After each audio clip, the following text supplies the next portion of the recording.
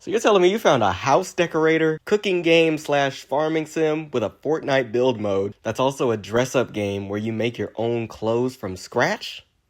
And it's got fishing? And it's an MMO? Boy, if y'all don't shut up and take the $20 that I don't have. Okay, so while I was playing this game's beta, I forgot to record B-roll, so this video is going to be less game footage and more reaction images and screenshots. Oops. Welcome to Loftia, a solarpunk MMO that's chock full of crafting. Even the crafting has crafting. The game's not out yet, but you should absolutely still wishlist it on Steam so that the powers that be, people with lots of money, know that this game has an audience. As for me, I won a key to the beta in a random ass drawing. Thank you, Blaze at Midnight, so that I could join in the playtest. A month ago? 2 months ago? 2 months ago. So, as my way of thanking the devs, who probably don't know I exist, I'm gonna tell as many people as possible about it. Okay, so the only thing I knew coming into this game was that somebody said it had cool, accurate black hairstyles. So of course that was the first thing I checked in the character creator. Oh, they were right. I may be black, but I don't know the names of all of our hairstyles, so I'm just gonna show some pictures. I'm sorry if that's underwhelming. Here you go. Here's some more. Here's me. Okay, moving on. So I said this game had crafting. When it comes to fantasy video games, I'm more of a chef than a crafter, but I'll try anything in a demo. Where's the wheat so I can make bread? You gotta plant it. Where's the hammer upgrade so I can break the bigger rocks? You gotta craft it. Where's the battery upgrade? You gotta craft it. Where's that Breath of the Wild glider I keep seeing everywhere?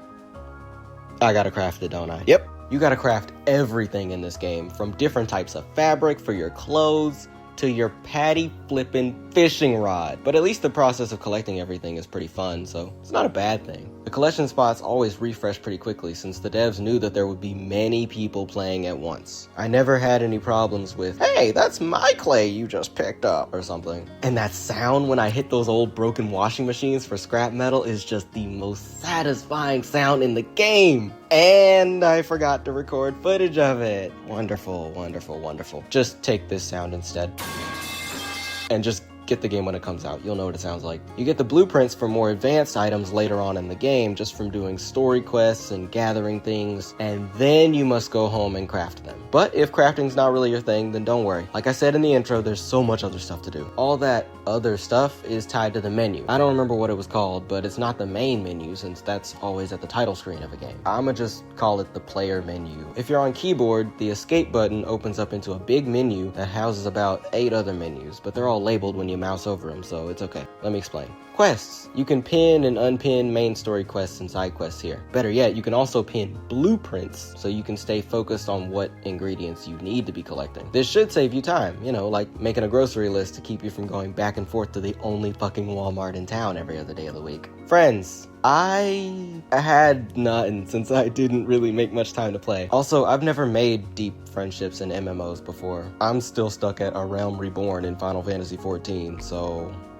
yeah, maybe someday. Collection, which is just your inventory. I got a lot more to say about this inventory menu. All good things, all good things. I'll be back. Progression. This is the skill tree. You heard me. There is a skill tree in the adorable solarpunk crafting game. Maybe I'm the only one surprised by all this? I don't know, but it's nice. It's nice. Tutorials, in case you forget how to do something, like pressing shift to run. What? That never happened to me.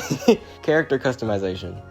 This is both for clothes and for body features. If you kinda messed up during the character creation at the beginning of the game, you can change stuff here. That's nice, since what's always annoyed me in some games is that once you make your person, you can't change anything without some kind of currency or something. And there is so much fashion in this game. I love it. Like, back when I was a little kid, I didn't give a duck's leak about clothes, but around last Christmas time, I got sucked into Pokemon ZA solely for the fashion. And now this is more!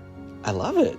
All the players here have so much style too! Like, the game was only in beta and still I saw so much variety in hair, skin, clothes, everything. Maybe I'm just not used to being around so many people my age who know how to dress and who aren't afraid of being called too weird or something. I really need to go outside. Alright, so I said I'd come back to the inventory. Each item here tells you where it can be found after you found it once, down to the specific island, district, and section of that district. It's like a Pokedex that gives you a zip code for each Pokemon you've ever caught. And from that menu, you can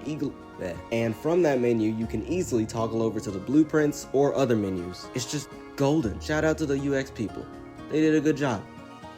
The game's story is nice too. So Loftia's floating islands are cracking and falling out of the sky, so the NPCs in charge ask for your help with each one. That's about it for the beta. I liked it.